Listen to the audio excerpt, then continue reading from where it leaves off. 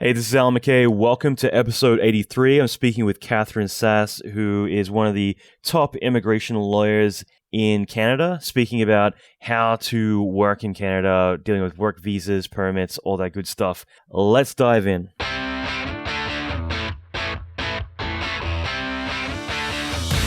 Welcome to the Allan McKay podcast. Allan is an Emmy Award-winning visual effects artist and mentor to many leading industry experts. Listen in as Allan talks with other industry leaders in film, video games, and visual effects about their experience, lessons, and methodology. Allan will teach you pivotal advice to fast-track your career, better your skills, and reach your ultimate dream job. Check out the latest episodes on allanmckay.com. All right, welcome to a brand new episode. So this episode I've wanted to do for quite a while. After doing 2 episodes on immigrating and working in the United States, I thought it'd be really cool to dive into a similar subject just to do with Canada, which obviously is a pretty hot topic at the moment, in particular to do with film, because everyone is working in Vancouver. Vancouver is definitely right now the capital for visual effects in particular, and it's also just an amazing city. So I thought this would be really cool to talk about what it takes to work in Canada, how to get a work permit, the process, understanding it all, everything that you need to know. And at the same time, it mightn't be something initially on your radar to go out there and work in Canada or another country, but having an understanding of the process, I think, is really critical because it's going to allow you to prepare ahead of time and start to think about the process and what's involved. So just in general, building up your portfolio, building up credentials, networking, doing printed media, anything that you can do that's going to help in the long run, having all that available. So that way, when it comes to working on a movie or a video game or something in another country, typically you're going to get asked to collect all that material. And if you have it already, it's going to be a heck of a lot better than having to try and dig it up 5-10 years later. So again, being in the know and understanding the process, preparing, all these things are very vital. No matter where you want to work, it's just really good to start to be prepared and to actually think about this stuff. So before I dive into that, one thing I've teased about for the last 2 weeks, and that was a brand new training series that I've been working on. I had to delay it. I was hoping to release it last Tuesday, but honestly, I've been working the past month 100% on this, and I've gone from practicing what I preach about not working crazy hours and things like that to literally going to sleep at 9 a.m. a lot of days just to get this out and really raise the bar with some brand new training material. And what this is a free 10 video series that I've put together. I've put so much work into it. I've hired a bunch of amazing artists to work with me on building up all the assets and developing everything. It's been a long journey and a costly one as well. But at the same time, I wanted to do something special. I wanted to do something that would really raise the bar on your skills, as well as just in general, the type of training that's out there. That's one thing. It kind of bothers me a little bit, is just seeing a lot of the quality of stuff being put out, and I really wish that we would all put in the time to really do something special. And so this training in particular is something really fun. I'm looking forward to putting it out, and I'm glad and happy and proud to say that it is finally out. So if you go to allanmckay.com/fireball, one word, fireball, you'll be able to get access to this training right now. And I'm only going to make the training available for the next 4 weeks, so you got to dive in quick. I'm doing that on purpose. If you've listened to enough of these podcast episodes, you know that I really want to make you accountable, and I want you to take action. And there's no better way to take action than to say that you got to do this right now. You can't just say, yeah, I'll bookmark it and check it out later. So I put this out specifically for you to take action now and to get access to this. So go over there to allanmckay.com/fireball. There are a total 10 videos. We go through creating a lot of massive effects, as well as lighting shots, render, pipeline, scripting. We do a live career intensive, the first public one I've ever done. There's going to be so much stuff. It's going to be a massive, massive month. So I'm really proud about this. Get ready, get in there. And again, I'll just say allanmckay.com/fireball. Lastly, the show notes, which will also link to it. If you want to get to the show notes, just go to allanmckay.com/83, and you'll be able to get access to all the show notes of everything discussed in this episode. So, that all being said, I'm really psyched to talk with Catherine Sas. Well, my name is Catherine Sas. I'm a Vancouver-based immigration lawyer, and I've been practicing over 26 years now. I do a lot of work with people in the film and television industry, the high-tech sector. I'm a registered foreign legal consultant in California, so I have done a lot of work with Americans based out of California over the years. And I help people from all over the world who want to live, work, study, or call Canada home. That's awesome. That's so cool. And obviously, Vancouver right now is a huge hotspot for film and games as well. In fact, like coming from Los Angeles, I got to say, like Vancouver is now pretty much the capital for especially visual effects and a lot of stuff right now. So it's kind of cool. We've been in a bit of a drought because everything's going to Vancouver. But because of that, there is a lot of visual effects facilities popping up in Canada right now. It's got a huge growth in Vancouver, especially. What I was curious about, like for those who want to go out and work in Canada, like what would they typically expect as the process to get either a visa or a work permit, as we were discussing a minute ago, in general, just in terms of like one day deciding, hey, I want to look into this, what would they expect to need to go through? There's not a lot when it comes to work permits where it's individually driven, that a person can just wake up one day and say, hi, I want to go work in Canada. This is what I'm going to go do. You need to have an employer who's able to be the basis for your work permit. And there are different types of work permits that people are eligible for. So, for example, let's say you're working for a visual effects company in Los Angeles and they decide they want to send you up to the Vancouver-based office. That's relatively easy to do under what's called an intercompany transferee work permit, or sometimes also under NAFTA. If you're a graphic designer, there are certain occupations that are listed under the North American Free Trade Agreement. But in most cases, you need to have an employer. And for an employer to get a work permit for somebody, they have to obtain what's called a labor market impact assessment. And in the process of applying for the labor market impact assessment, it's basically a Canada's first policy, very much like what we hear Mr. Trump talking about these days. An employer has to advertise for a minimum of 28 days. The advertising provisions are excruciatingly strict and precise. And then they have to demonstrate that of all the people that responded to that ad, there is no suitable Canadian that can fill that position. And only if you can demonstrate all of that will an employer get a labor market impact assessment for a particular individual. Then the particular individual applies for a work permit.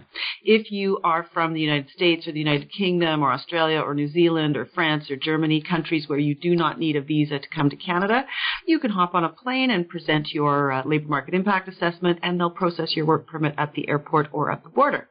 If, on the other hand, you come from countries like India or China or Pakistan where you need a visa, you have to submit an application for a work permit at a Canadian visa office abroad. And then when they issue you the visa, you can hop on a plane and they'll process your work permit application at the port of entry when you arrive. So that's the basic premise for getting a work permit with an employer. As I said, there are a number of categories where there are exemptions. And again, they are typically employer-driven. So if we take a look at the North American Free Trade Agreement and you are a computer systems analyst or a graphic designer, both of which are occupations that are listed in the schedule to the agreement, then you can apply for your work permit at the border, but only if you have an offer of employment from a Canadian employer who's going to employ you in this capacity. It does not lend itself for people who are self-employed. Great. Lastly, there's another segment where people can apply for work permits on their own, and that's called generally the Young Professional or the Working Holiday Visa Program. It's listed as the International Experience Class. So if you're motivated to go to the Canadian government website and look under the International Experience Class, or IEC, it will explain that there are youth exchange programs for young people from various countries. They are country specific. So Canada has to have an agreement with another country in order for that arrangement to exist and for you to be eligible for a work permit. So years ago, when I graduated from law school, I went to Japan on a working holiday visa. So Canada has an arrangement with Japan. We do not have one, sadly, with the United States, but we do with the United Kingdom and with Australia and with Ireland and New Zealand, with a number of countries. And every single agreement is different. So Australia, you may be able to get a work permit for 2 or 3 years, whereas from New Zealand, you can only get one for 1 year. So everybody needs to look where they're from and check into that program. And that's a fantastic program for young people to come and explore Canada, get some work experience, and decide whether they want to stay here on a permanent basis. And it's an open work permit, so it's not tied to one particular employer. I think it's really awesome, and that's kind of why you've got such a huge problem of Australians working at every single corner store around Vancouver, I think. We do. And all the Kiwis are up at Whistler. Yeah, that's just it. Like everyone, it's typically Whistler. Everyone's like, oh, like you can't look, anywhere without seeing Aussies and Kiwis everywhere. But I do think that's like a huge advantage. That I love the fact that other countries have that. Typically most countries that are eligible, it's around 32 is the cutoff rate. So as long as you're under that age, you'll be able to go off to London or Vancouver or other places and get to, live and enjoy the life there, and you can get a job working at a cafe or whatever you want to do rather than specifically needing to seek out an employer just to, get over there, which I think is pretty awesome, especially life experience and things like that. Yes. And, the other way that people can bring their workers, so there's been a lot of discussion about the high-tech sector, which is also related to the gaming industry and to audiovisual projects or companies, is what's going to happen if foreigners that are already in the United States are not able to continue working in the United States. And so what we encourage people to do is it's relatively straightforward for foreign entities. And that doesn't mean just the United States. They can be companies based anywhere in the world. If they decide to open up a branch office in Canada, they can transfer any worker that's been working for them for more than 12 months on a full-time basis, so long as they are an executive, a manager, or in a specialized knowledge capacity.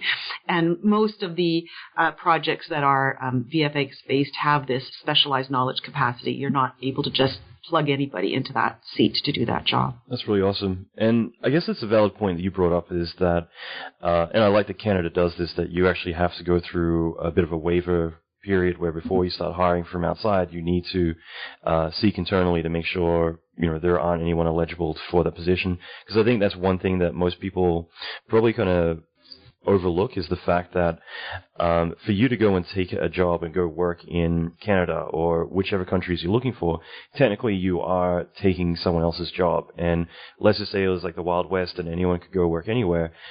You are going to find some countries that get majorly imbalanced if, let's say, quality of life, like Vancouver is probably one of my favorite cities on the planet. Everyone moves there from other countries, and then everyone who's actually a Vancouver resident isn't able to get work because all those positions are taken.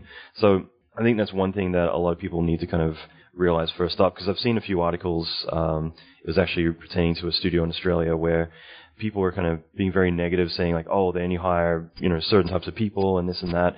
And it's not necessarily that they are specifically hiring a certain type. It's that you've got to prove to the government that the person that you're trying to hire is, there's no one in that country that actually they could find that actually could take that job, and therefore they need to seek external help. And that's why, people's qualifications are usually a lot higher than, going to work at a regular studio, because you need to prove that you're overqualified and you're the person for the job. Yes, and that is the cornerstone of the work permit process, the labor market impact assessment, which, as I said, is predicated on a Canada's first policy. You need to demonstrate that there are no Canadian workers that can take that job. But that does not apply in the intercompany transferee category, nor does it apply to our trade agreements. So there are, I think we have 5 trade agreements now that have provisions for exchange of services: the North American Free Trade Agreement, the Canada-Chile Trade Agreement, Canada-Peru, Canada-Colombia, and Canada-Korea. And the schedules to each of those agreements are very different in the types of workers that they are open for. And so you don't need to prove that there is no other Canadian available. That's what we've negotiated in the agreement. What you need to demonstrate is that there's a Canadian employer who has a valid position for a person who is skilled in that particular occupation from that particular country. And then coming to Canada is relatively straightforward. Cool. And so in terms of the type of visas available, obviously excluding more the visa waivers or more the youth agreements, but with more specialist visas, what are the typical ones, let's say, for, like, America has the O1, which is the Extraordinary Ability Visa, and UK is something similar. What's the one called for Canada? Well, on a work permit basis, it would be C10, Significant Benefits to Canada. These exemption codes, so there are a number of exemption codes from the labor market impact assessment process. As I said, that's the lowest common denominator. That's the starting point in terms of getting a work permit. And then we look to other ways that you can come here, whether it be a trade agreement or a youth mobility program or an intercompany transfer work permit. But there are other exceptions, such as the significant benefit to Canada. Once upon a time, we used to be able to use that exception fairly readily. I would say pre-Olympics, in the decade leading up to the pre-Olympics in 2010, it was used with fairly good regularity, but the combination of the Olympics being over in Vancouver and the global recession, there was a real pullback on terms of using this with a generous spirit. So you need to have a very, very compelling case as to how you are able to bring somebody in on such a program. The other program that allows for a fair bit of flexibility is Canada's student program. Canada is very, very welcoming of international students, and an international student that has a valid study permit that is going to school on a full-time basis is authorized without a work permit to be able to work in Canada for up to 20 hours a week while they are going to school, and then they are eligible to work full-time during the school breaks. So if you go to school from September to April, May, June, July, and August, you can work full-time in the summer, and then you will be eligible for a postgraduate work permit for up to 3 years when you graduate, depending on the type of study that you take, which generally gives people an opportunity to apply for and obtain permanent residence within a 4 to 5 period of coming to Canada to study. That's a really great program. That's awesome. Learning so much already. So in terms of, I just want to go over the process one last time in terms of people applying through an employer. Typically, they would need to seek out an employer in Canada and get them to apply for the work permit or visa on behalf of them. And how long typically would the process be to get it once it starts the process? Well, if an employer can't find anybody, as I said, the first order of business is to identify the position and advertise for it. And let's just say for a film project you had 4 different categories of workers. You would have to do this process for each position. So you've got to, specify how many people do you want in this role, and then tailor the specific educational and work experience requirements, job location, salary, all of this, and place that for a month.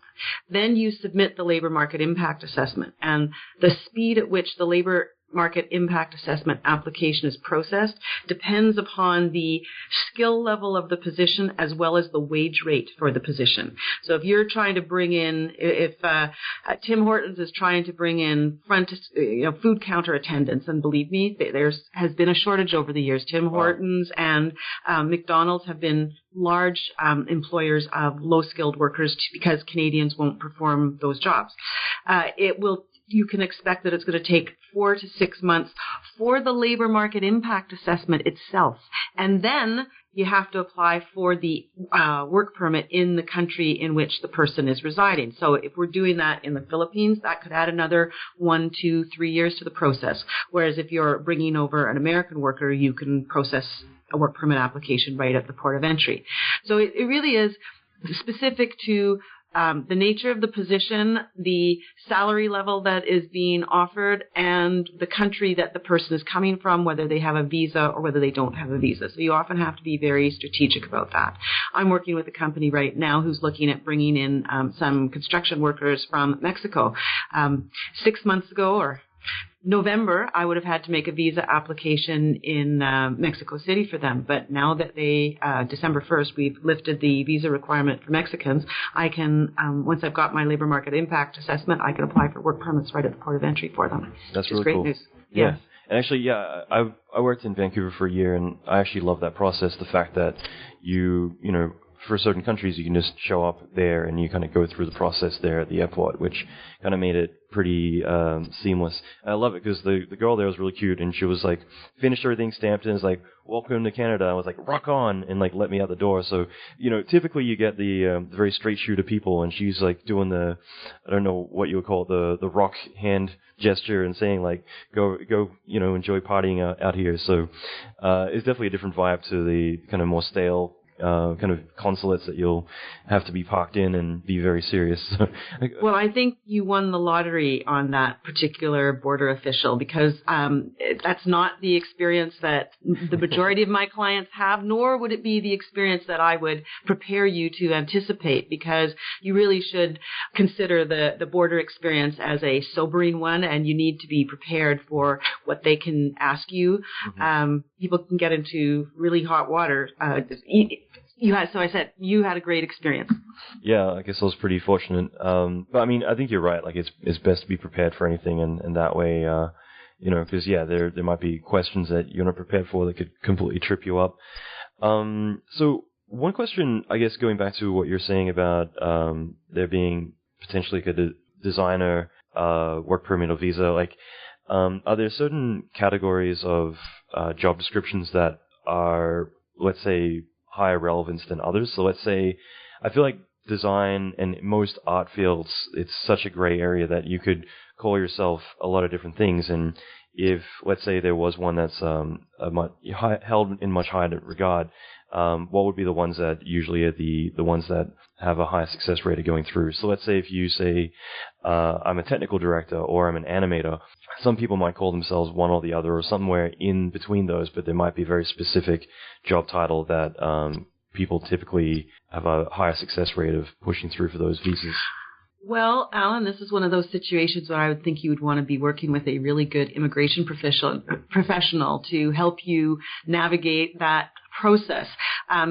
Calling yourself an animator means I need a labor market impact assessment, most likely. If I call you a graphic designer, however, I can bring you in from the United States under the North American Free Trade Agreement. So you need to ask yourself, what's the occupation? How can I characterize this? What is the supporting educational background of the individual such that they might support or they might meet that NAFTA threshold? And then you need to also know what the various country arrangements are with people. So that's a very difficult question to answer. I can't really say that there's a particular kind of title, but what you do want to take a look at is how do we characterize what the occupation is, because we do have wiggle room there. So Canada has a huge classification system for occupations. It's called the National Occupational Classification System, or NOC. I have a 5-inch binder of just the index and another 5-inch binder of all the various job descriptions. And largely what I do at the outset is determine which is the occupation that is most suited to this individual as well as to the needs of what the employer has. And we may combine them to get where we need to be. And can we plug them in under a NAFTA agreement? Can we plug them in under an intercompany transfer arrangement? Or do we have to go to the labor market impact assessment process? And honestly, as an immigration practitioner, for the employer, for the individual, you always want to try and get them away from the labor market impact assessment process. It's time consuming and it's expensive. That's great. And I think that's a good point too. Like, I always recommend that people hire a professional in especially something as important as your residence or your ability to work in other countries. So, I mean, it's kind of like brain surgery. You could go the cheap route, but you probably want to get the best of the best. And that's why, like, hiring someone who knows all the loopholes and, more importantly, knows the process, like the back of the hand, they're able to really kind of give you the best situations. Plus, when, let's say, you went through being rejected or any of the things that could pop up, you or someone else is going to know exactly the best process to go to, be able to fix the situation. Well, one of the things that our Canadian government puts a lot of stock into is the fact that you can access the website, you can access all the application forms, you can access all the information online such that you can do this process yourself. And in theory, that is true. But when you have a question that you don't know the answer to, there is no official that you can run it by. Inside of Canada, we have a call center where, in theory, if you're making an application from inside of Canada and you're already here, you can speak to an officer and get information directly from them to answer your question. Sadly, my experience is that if you call the call center and speak to 5 different officers, you're very likely to get 5 different answers. If you rely on that advice and it is wrong, they do not help you out. You are stuck. So you want to make sure that you are getting the information that you need to achieve the result that you're seeking, because it's not a very forgiving system. That's really great also. Thank you for that. Actually, I was reading your blog, which I'll link to in the show notes. The article that you sent me earlier was pretty interesting, because I totally forgot about that when the day that Trump got elected and the server crashing. Do you want to talk about that for a moment? Well, yes, I do. I have one client that's actually really angry with me because we got his labor market impact assessment, and we couldn't get on the server for days. I mean, they were having problems with the server before the election, but it was down for, I think, 2 or 3 days completely, and then it was really, really slow, and so you couldn't post any of your clients' applications because the server was down. Now, people have remarked that this is a Trump effect. I think if you read that article, you'll see that I said every time there's a U.S. election, there is a spike in interest from Americans wanting to come to Canada. I've been doing this a long time, and I can remember both of Bush's elections. I can remember Obama's election, and the Trump election is no different. It's just more in the news. Yeah, I thought it was pretty interesting. Like at the time when we were actually looking to reach out to you, my assistant was waiting in line to vote, and she's trying to access the server, and it's exactly when it did initially go down. So I thought it was kind of interesting, because it's like, well, we can't actually look for, to reach out to anyone right now because Canada's server is like completely offline. But you're right, like, especially in the past couple of years, I mean, there's always that burst of people who kind of want to change country, or at least look at what their options are. And I was curious also, like, with the Commonwealth, like, obviously not everyone knows what the Commonwealth is, but for those countries that are under the Commonwealth, how much does that affect or increase their chances of, like, working in Canada? It does absolutely nothing for them. Wow, really? Absolutely nothing. So let's take a look. I thought I was special. Okay. Well, the only way that you are special is that perhaps, I don't have the definitive answer to this, perhaps because Canada's in the Commonwealth, Australia and Canada negotiated a really sweet deal such that an international experience class applicant, meaning a working holiday visa applicant, can come here rather readily and can stay here for a longer period of time. Ireland went through that for a while, and we were getting lots of Irish working holiday visa applicants. So to that extent, there may be a preferential arrangement. But India is also a part of the Commonwealth, and there is no international experience class agreement with India right now. And we have not resolved negotiating our trade agreement between Canada and India, largely because there is a concern that if we have this provision for the exchange of services, there'll be such a flood of applicants from a country that has 1.2 billion people that Canada won't be able to sustain that arrangement. So that's always what's at issue when you're talking about free trade exchanges. There was an announcement in the news today that the EU has just finalized the Canada-European trade agreement, which is a big deal for us. So yeah, those steps are being made day by day. That's really awesome. And I guess it might be worth touching base on the ETA as well. I mean, it's not obviously work visa related, but for those who aren't aware, let's say you're popping over to look for work or just entertain the idea, like, why did the ETA get put in place? I was just curious about that, since I didn't know about it till I went to Canada for Christmas. Well, there are a lot of people who have different opinions on that. One of the opinions is we're keeping up with the Joneses. The Americans have it, so Canada has it. There are other cynical views that say, oh, this is just a cash grab for the Canadian government. But, and then there are other people that say, well, it helps us track our visitors so that we see who is coming in, and if there are any problems, we don't give them an ETA and they can't get on a plane. So, wide variety of reasons for why it's been implemented. It's a real pain in the neck if you've been used to hopping on a plane from Germany or France or Korea or Japan and coming to Canada, and now all of a sudden you've got to make sure that you have this permit. Fortunately, it's valid for a period of 5 years, but it can be quite a problem for people who, believe it or not, are Canadian permanent residents. Because if you are a Canadian permanent resident and you have been out of the country and your permanent resident card has expired and you've forgotten to renew it, now you can't get on a plane to come home because you can't get an ETA, because you won't get an ETA because you're a permanent resident, but you don't have a valid permanent resident card. So it's made for some very interesting problems over the holiday period. A lot of flights into U.S. border towns, I think, and people driving across. Okay, yeah. I went there for Christmas, and yeah, that's exactly what I experienced is lining up thinking that, you can do the 3-month visa waiver that most countries have had up until recently, and, then finding out I've got to miss my flight because I've got to apply for an ETA, which luckily it can take like 20, 30 minutes depending on, any, I guess, red flags that pop up, but still for people not aware. And that the online system is working at the time that you're applying. Good point. Yes, I mean, that's kind of interesting as well. And just curious, one of the things I was wondering about was you talked about in your article about studying in Canada as well, and how getting, let's say, a Canadian degree, something like that, will definitely help your chances for, let's say, long-term stay and things like that too. So for people who might want to favor targeting Canada to study rather than doing it abroad, do you think that's a better option to try and up your chances of getting to work and live in Canada? Well, without question, it is. But let's step back a little bit and go back to where we started from, which was, how do I get a work permit to come to Canada?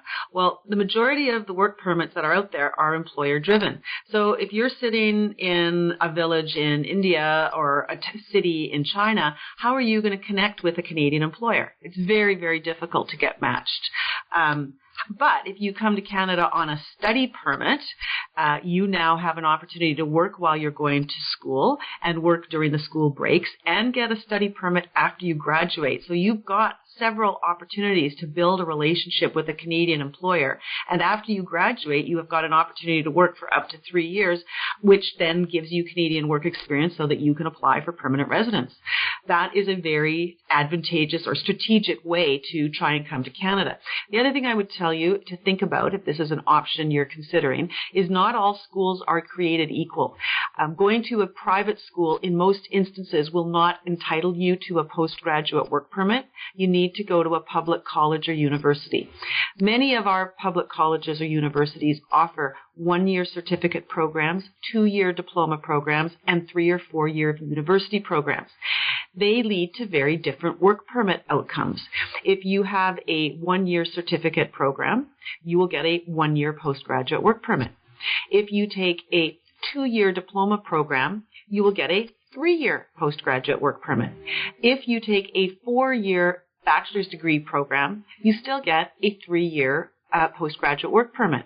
So obviously, if finances are an issue, and they often are, because coming to any country as an international student is an expensive proposition, the best bang for your buck is definitely to pursue a 2-year diploma program, and then after you graduate, you've got a 3-year postgraduate work permit. And in many cases, if your ultimate goal is to have a bachelor's degree or a professional degree down the road, once the 2-year diplomas that you take at one of our colleges, it usually counts towards the degree program, so most of your credits would be accepted, so you're well on your way to getting your degree down the road once you're a permanent resident. That's really cool, and I think it's really great advice, like planning ahead, and that way you can kind of figure out the best options for you. And that kind of segues a little bit into one of the last couple of questions I have, which was, if you are planning ahead, which I think all of us should, we should, early in our career start thinking about, what if I do want to work abroad?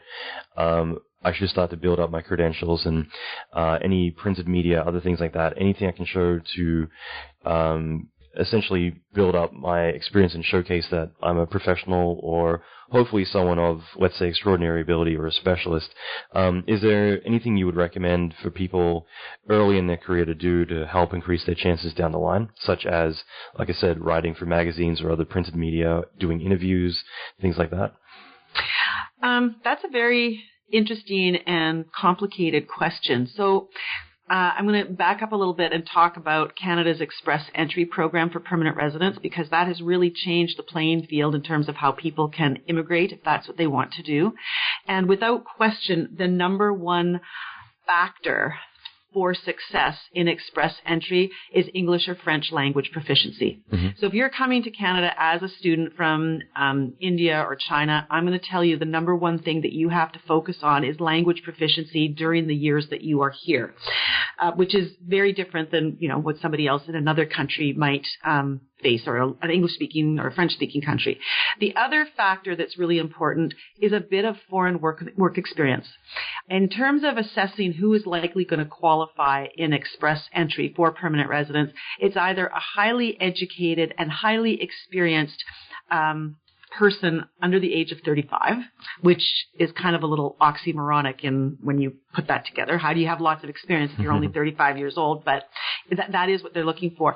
Even if you have graduated from a program in your country and worked for 2 or 3 years, and then you come to study in Canada, that's going to help you a lot in the long run. So the combination of education, work experience, and language proficiency is something you should be thinking about right off the bat.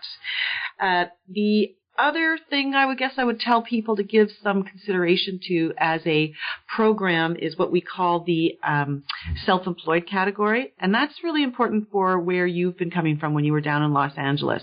You touched on the fact that Canada has this, or Vancouver has this very strong film and television sector. Mm-hmm. Well, we have a unique category of immigration that still is in existence called the self-employed category, and it does allow people to control their own destiny. Express Entry doesn't. Express Entry, you really generally need to have an education or an employer or work experience in Canada for you to be able to qualify. But the self-employed category applies to people who are in arts, culture, athletics, or farming.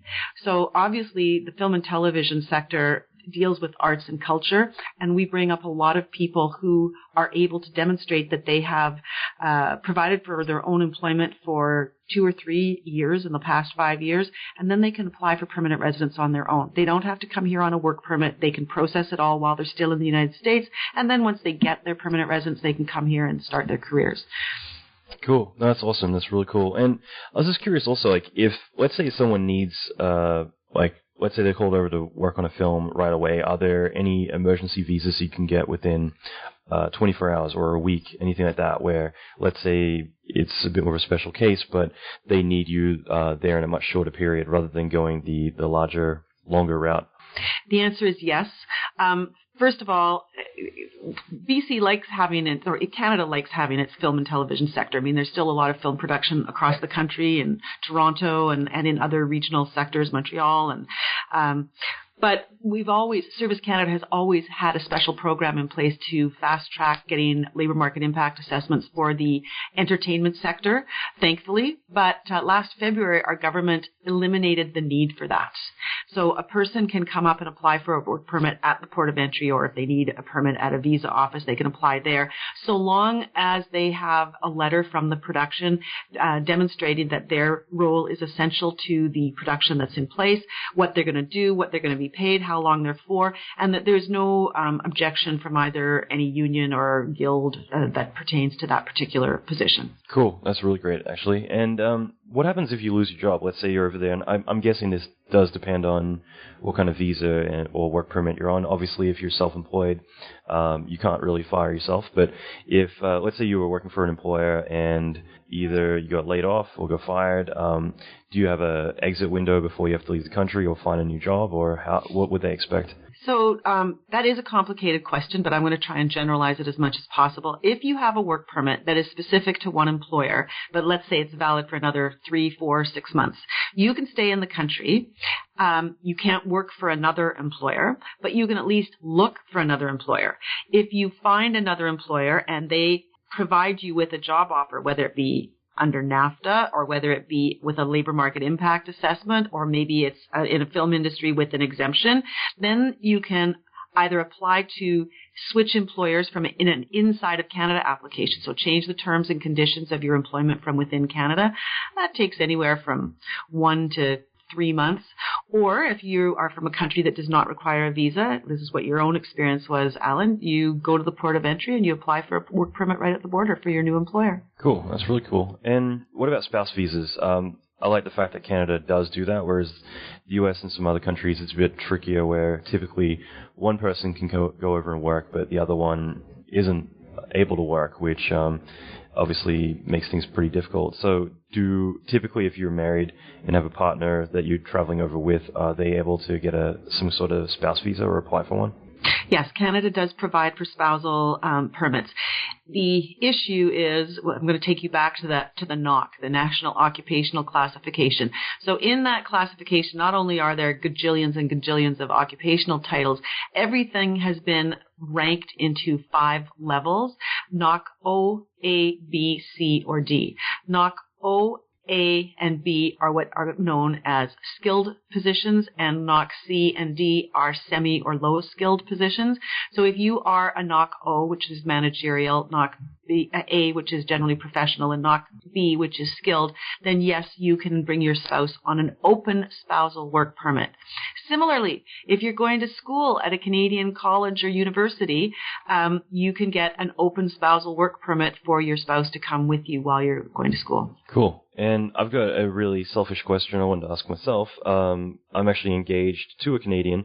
So what if you are married to a Canadian, you're not currently on a work visa or permit or anything, but typically what's the process there? Would that mean that once you're married and actually a resident again in Canada, would the foreigner married to that person go through a process to get some kind of residency there? Or Yes. There are 2 ways that you can come as a spouse. The traditional way is called the family class, also referred to as the outside of Canada application. There's also an inland application category where if you're already in Canada and then you get married, you can apply for permanent residence from within Canada.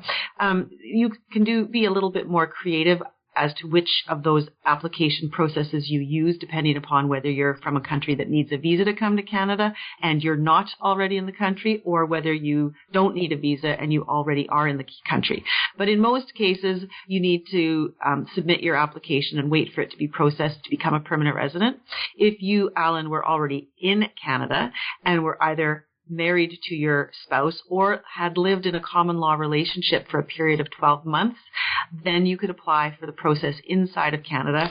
And presently we have a program that you can simultaneously apply for a work permit, and you'll get a work permit within 3 to 4 months. Cool. That's really good to know. And I guess one final question. I think this one's pretty important, especially for Americans who go to work in Canada, because typically they've got to pay taxes in 2 different countries.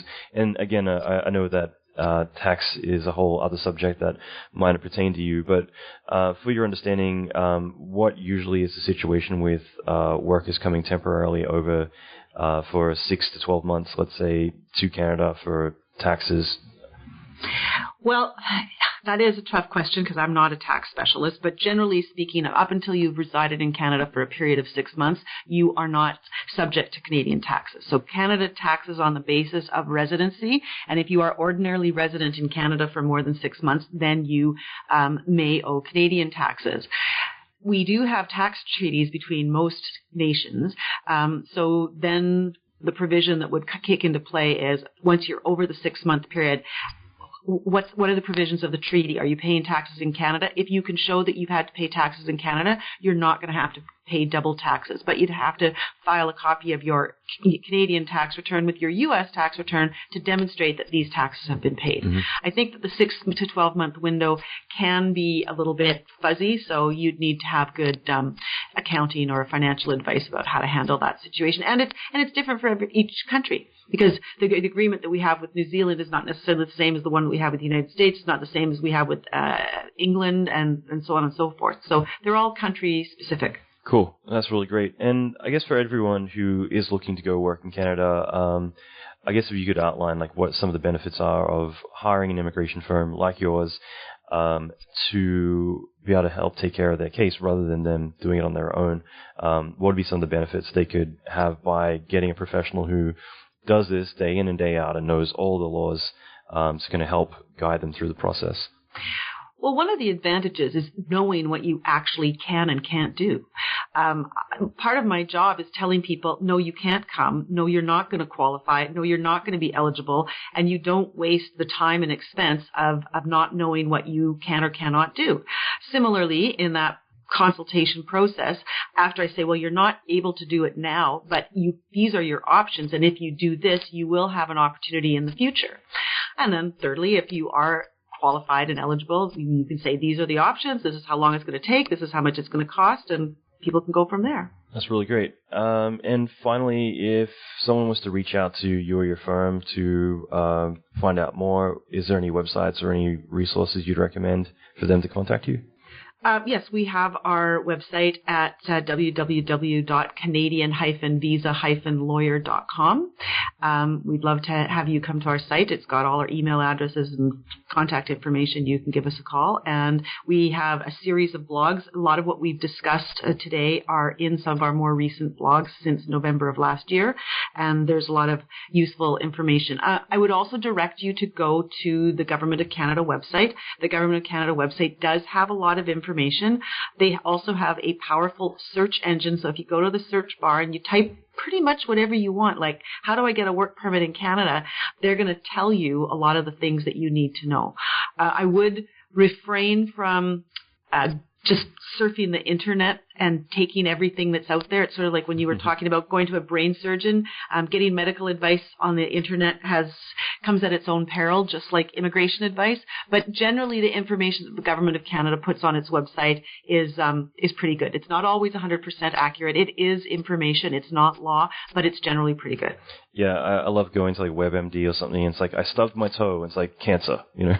There you go. This has been great. So again, I really appreciate you taking the time to talk about this stuff, and I think it's going to be really enlightening for everyone to check out. Thank you so much, Allan. It's been a pleasure.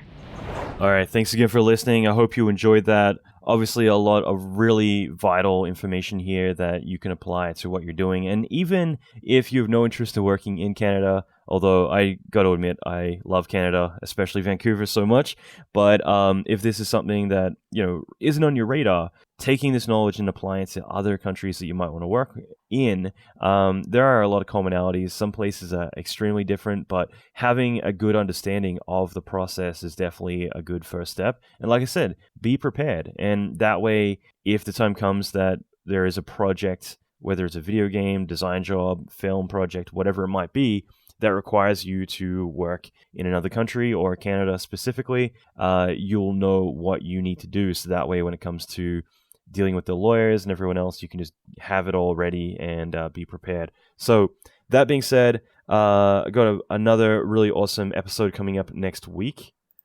I'm going to be speaking with Dennis Mejiones, who is one of the senior character artists at Bethesda, who is responsible for projects like Fallout 4 and Skyrim, amongst others. You might have checked out a hilarious Facebook Live stream that I did with Dennis not too long ago. We're talking about 3D printing and going into a lot of cool stuff. It was a lot of fun and really insightful, even for me, having known Dennis for a long time, just to kind of see this whole other side of him, some of the passionate stuff that he's been diving into. But that all being said, this episode is going to be really cool, just talking a lot about his work and just a lot of really great insights. So that episode is coming up in episode 84 next week. In the meantime, like I said, for the next 4 weeks, I'm going to be putting out a heck of a lot of training material. I'm going to also be doing case studies. I'm going to be doing a lot. It's going to be a really big month, basically from now, which is June 13, all the way to July 13 or around there. I'm going to be pumping out a lot of great stuff. So check out allanmckay.com/fireball. Do it now, so that way you can get access to all the videos and also a lot of the live stuff that I'm going to be doing and announcing specifically to everyone who is taking part in this training. So we're all going to be in this together. This is going to be a lot of fun. Be a part of it and don't miss out on this. Okay, allanmckay.com/fireball. All right, I'll be back next week. Rock on.